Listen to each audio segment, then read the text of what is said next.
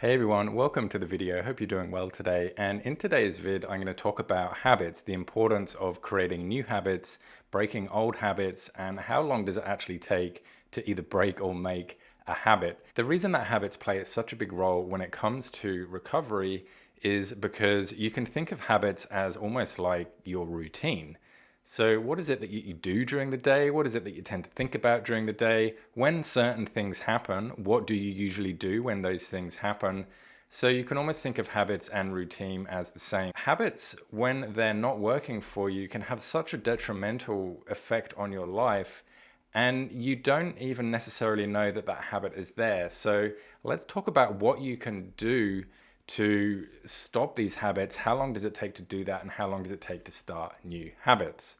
There's no general rule when it comes to how long it takes to form a new habit, but the general consensus sort of on average is 30 days, 30 to 40 days, something like that.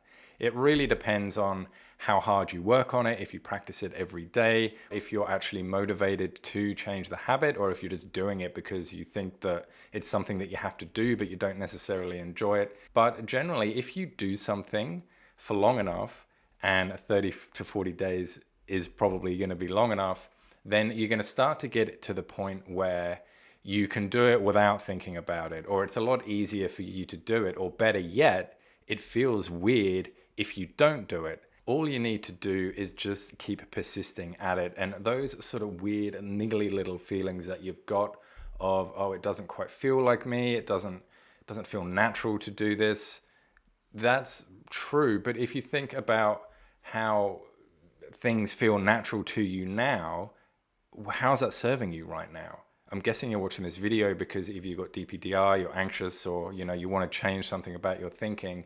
Your natural way of doing things right now is just how you are right now. So if you want to change how you are right now, then it's probably a good idea to start thinking about some things that you can do differently so you can get out a different result, and you can start to turn your life around and get your life where you want it.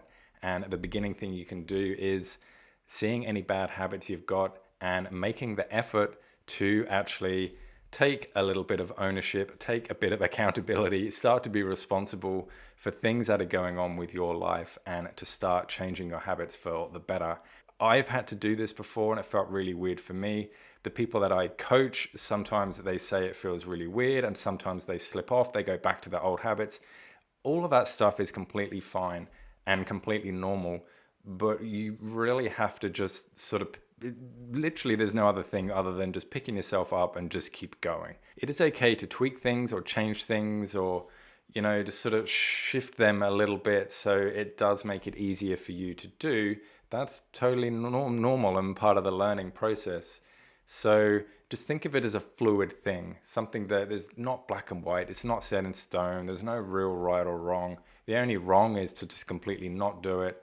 And the right way would be to recognize any challenges that you've got, recognize how things can improve, recognize how you can do things better, and pretty much just stick with it. And in the end, you're going to find that it's just going to get easier and easier and easier. And then before you know it, you've just created a mega good habit, and you're well on your way to getting yourself where you want to get to.